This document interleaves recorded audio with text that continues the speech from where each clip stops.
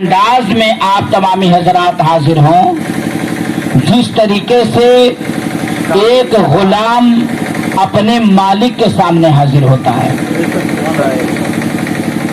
अब अगर कहीं कोई काम करता है, नौकरी करता है, तो अपने मालिक से बड़ी हिम्मत से तब आंख मिला पाता है, वरना नीचे में वो देखता रहता है कि मालिक क्या कह रहा है, घुटुर घुटुर सुन लेता है। मतलब उसे खौफ होता है कि ये मेरा हेड है कि नहीं, अगर कहीं ऐसा ना हो कोई काम गड़बड़ हो जाए तो मामला गड़बड़ हो जाए। हजरात, तो जिस तरीके से एक गुलाम अपने आका की बारगाह में हाजिर होता है, उसी तरीके से एक बेटे का हक है तो अपने माँ बाप की बारगाह में हाजिर हो, एकदम बिल्कुल गुलाम की तरह हाजिर हो, अदब एहतराम के साथ में हाजिर हो।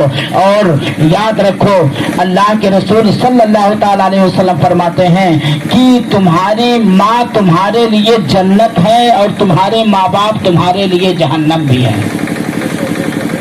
तुम्हारे लाख हम नमाज पढ़ लें, बहुत ज्यादा हम दिन रात मस्जिदें न छोड़ें, तहज्जुद पर तहज्जुद पढ़ते रहें, कुरान की तिलावत पर आप रोज डेली ये कुरान खत्म करते रहें, ज़कात देते रहें, हज और उमरा हर साल करते रहो, 60 मरतबा करते रहो, लेकिन अगर उसके माँ बाप उससे नाराज हैं तो सारी इबादत और रियाजत उसके बेकार है।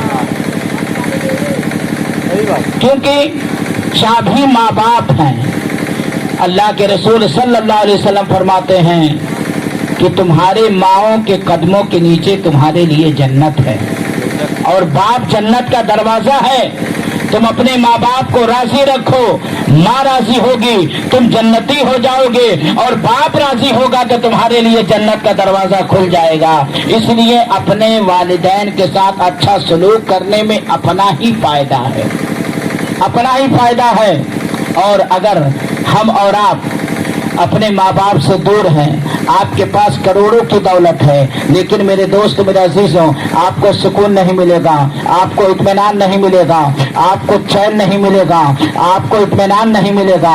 क्योंकि मेरे दोस्त मेरे अजीजों, यही नहीं कि अपने माँ बाप को छोड़कर आप कहीं करीब में रह जाओ तो आपको सुकून मिलेगा, हरगिज़ नहीं मिल सकता है। आप अपने माँ बाप को छोड़कर बम्बई, दिल्ली, आगरा, सऊदी, दुबई कहीं भी चले जाओ और तुम्हारे माँ बाप नाराज हैं तो याद रखो, जो माँ बाप अपने औलाद के लिए उसका दिल दुखी होता है, वो दुनिया में कहीं सुखी नहीं होता है। क्योंकि माँ तो ऐसी हुआ करती है कि अगर बेटा अमेरिका की सरजमीन पर हो, माँ ठीकुर की सरजमीन पर हो, अल्लाह अकबर, अमेरिका के सरजमीन पर बेटे को कोई तकलीफ हो गई, बेटा अगर बीमार हो गया तो यकीन मानो मेरे दोस्तों, यहाँ माँ को फौरन खबर हो जाती है, क्योंकि उसे चैन नहीं मिलता, इत्मीनान नहीं मिलता।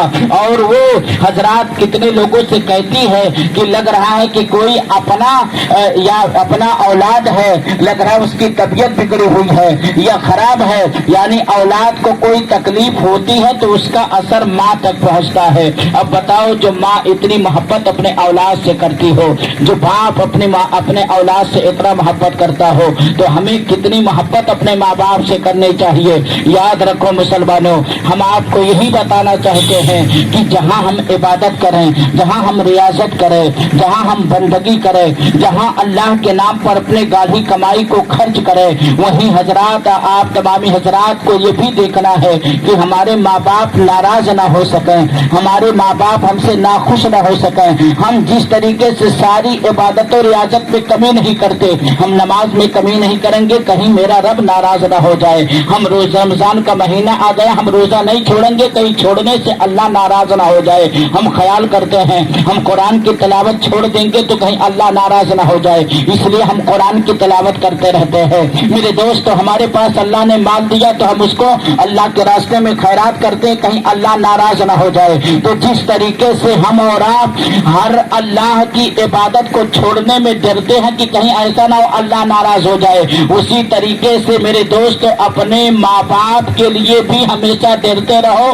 कहीं ऐसा ना हो मैं ये काम कर रहा हूँ बिना अपने माँ बाप के पूछे मेरी माँ नाराज ना हो जाए, मेरा बाप नाराज ना हो जाए, मैं अपने घर से जा रहा हूँ, मैं अपने माँ को नहीं बता रहा हूँ, बाप को नहीं बताया, कहीं मेरे माँ वालिदैन नाराज ना हो जाए। तो पता चला उसकी जिम्मेदारी यह है कि कोई काम वो करे, कोई हरकत करे, कहीं का सफर करे या किसी के साथ उठना बैठना करे तो अपने वालिदैन से इजाजत हासिल करे, हर काम में अपने माँ बाप की रजा तलाश करे। तो खुदा की कसम दुनिया में वो औलाद मुकद्दर का सिकंदर होगा जिसने अपने माँ बाप को हर बात यानी कोई भी काम करने से पहले अपने वालिदैन से इजाजत हासिल करी और कहा कि मेरी माँ मैं ये काम करने जा रहा हूँ, मेरे लिए दुआ फरमा दे। मेरे दोस्तों, हम जैसे आलिमों के पास जाने की जरूरत नहीं है, किसी बाबा के चौखट पे पहुंचने की जरूरत नहीं है, किसी और के पास जाने की जरूरत नहीं है, हजरात धक्का खाने की जरूरत नहीं है। आपका कोई काम नहीं हो रहा है, आप कहीं मत जाओ, अपने माँ के कदमों में आ जाओ। ए मेरी वालदा, मेरा ये काम रुका हुआ है, खुदा की कसम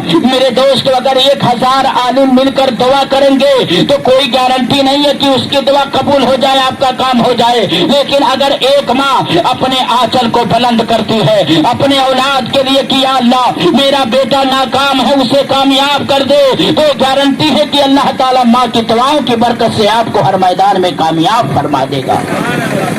इसलिए मेरे दोस्त, मेरा अज़ीज़ों, हर काम में अपने माँ बाप की रजा तलाश करो, अपने माँ बाप को खुश रखने की कोशिश करो। आज मेरे दोस्त, मेरा अज़ीज़ों, साहिब खाना के बेटे की कल शादी, यानी वो तो अरबी तारीख के हिसाब से समझ लो आज ही है कि नहीं, अरबी तारीख मगरिब बाद बदल जाती है। तो हजरात, अब माँ बाप के दिल से पूछो कि माँ बाप के दिल में कितनी खुशी होती है, कितनी मोहब्बत से वो अपने बच्चे का रिश्ता करते हैं। माँ बाप की खुशी का कोई ठिकाना नहीं होता है और माँ बाप ने कितनी कुर्बानियां अपने औलाद के लिए देती है।